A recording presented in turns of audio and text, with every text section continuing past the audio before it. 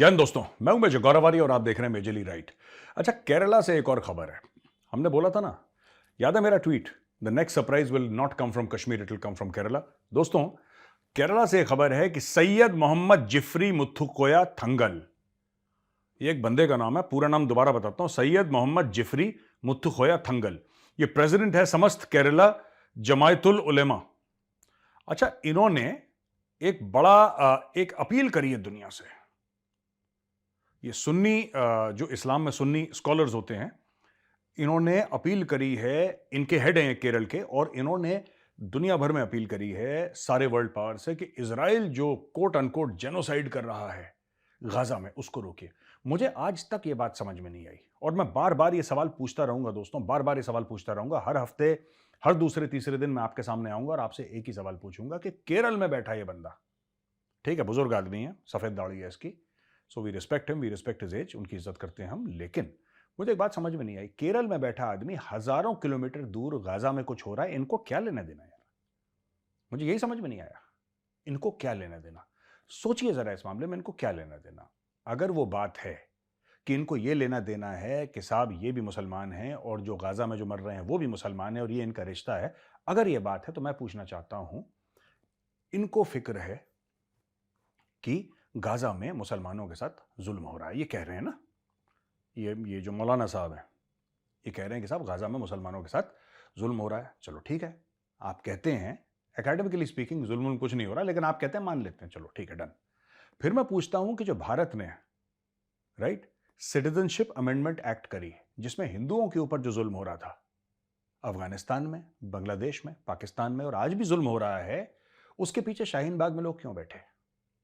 यानी कि अगर दुनिया में कहीं भी हिंदुओं पर जुल्म हो और भारत का हिंदू आवाज उठाए तो वो हिंदू कम्युनल है। अगर गौरव वारिया बोले कि उसका हिंदू भाई पाकिस्तान में सफर कर रहा है, बहुत परेशान है, उसके ऊपर तशद्दुद हो रही है, उसको टॉर्चर करा जा रहा है, उसकी बहन बेटियों को अगवा करके कन्वर्ट करा जा रहा है, उसको मारा जा रहा है, उसके ऊपर जेनोसाइड मसल्लत किया जा रहा है, उसके ऊपर फोर्स करा जा रहा है जेनोसाइड, तो गौरव वारिया कम्युनल है। क्योंकि हिंदुओं की बात क्यों कर रहा है गौरव वारिया? बाकी सारे हिंदू यहां पे जो कर रहे हैं वो कम्युनल है, वो गंदे लोग हैं यार। लेकिन यहां पे बैठे केरल में मौलाना साहब, साउथ इंडिया में बैठ के मौलाना साहब डायरेक्ट साउथ से बात कर रहे हैं गजा, वो कम्युनल नहीं है। यानी कि अगर ये मुसलमानों की बात करें तो ये कम्युनल बिल्कुल नहीं है, ये तो ह्यूमैनिटी की बात कर रहे हैं, ये इंसानियत की बात कर रहे हैं। और हम अगर अपने हिंदू भाई बहनों की बात कर रहे हैं बाहर, तो हम लोग कम्युनल हैं। दोस्तों, यही है मॉरल ऑफ द स्टोरी, ठीक है ना? यही है मॉरल ऑफ द स्टोरी। जो सीए था, जिसके ऊपर शाहीन बाग बैठा था, वहां पे सीए में प्रॉब्लम क्या थी? सीए में क्या प्रॉब्लम थी? मुझे आज तक ये समझ में नहीं आया। वो यही तो था कि सिटीजनशिप जो एक्ट है उसमें अमेंडमेंट है कि जो हिंदू है, जैन है, बौद्ध है, सिख है, क्रिश्चियन है, जो नॉन मुस्लिम माइनॉरिटी है वहां पे, जिसको ऑलमोस्ट खत्म कर दिया गया है, अगर वो भारत में आना चाहें और भारत के सिटीजन बनना चाहें, भारत के नागरिक बनना चाहें, तो जो समय लगता है, आई थिंक 10 साल से ऊपर लगते हैं, उसमें उनको डिस्काउंट मिलेगा। यानी कि उनका काम थोड़ा सा जल्दी हो जाएगा, क्योंकि वो परेशान है। उनको अगर 10 साल रुकवाओगे तो वो तो निपट जाएंगे 10 साल में। जैसे अफगानिस्तान में आपने देखा, अफगानिस्तान में निपटा दिया तालिबान ने, सबको निपटा दिया, कोई है ही नहीं वहां पे, अब खत्म हो गई स्टोरी। अब बचे दो देश, पाकिस्तान और बांग्लादेश, वहां पे भी निपट रहे हैं बड़ी तीव्र गति से। तो सोचना कभी आप इसके ऊपर कि अगर मैं या कोई भी हिंदू अपने हिंदू भाई बहनों के लिए बात करे या उनके लिए आवाज उठाए तो कम्युनल हो जाता है, वो सांप्रदायिक हो जाता है फट से।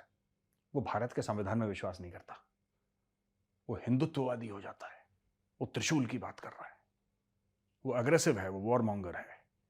और यहां पर मौलाना साहब केरल में बैठ के गाजा की बात करें, या एक लड़का वहां पे एक सॉलिडेरिटी यूथ मूवमेंट करके, जमातुल इस्लामी का एक यूथ विंग है, उसका प्रेसिडेंट बैठ के हमास के लीडर से लेक्चर दिलवाए और सबको दिलवाए, देखो कि हमास का लीडर बोल रहा है, कितनी अच्छी बातें बोल रहा है, देखो।